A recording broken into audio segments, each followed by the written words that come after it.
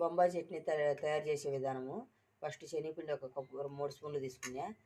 తర్వాత కారం పొడి, తర్వాత ఆనియన్ ఎక్కువ ఒక 5-6 తీసుకునే ఆనియన్, కరివేపాకు, పచ్చిమిర్చి, తిరుమత గింజలు వేసి తిరుమత గింజలు వేయాలి. కరివేపాకు ఆనియన్ పచ్చిమిర్చి వేయాలి. సాల్ట్ వేస్తాను తొందరగా బాగా కలుపుకుంటే. శనగపిండి అంతా ఉండలు లేకుండా బాగా వాటర్ వేసి కలుపుకున్నానండి. వచ్చేసి ఇవి బాగా కొద్దిగా మెత్తగైనవి.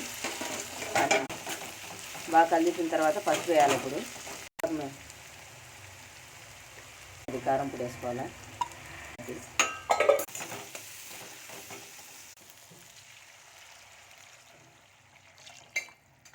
తెరిలిన తర్వాత శనగపిండి కలుపుకునేది మిశ్రమం వేసుకోవాలండి. ఇదైతే కలిపి ఇందులో వేసేయాలి.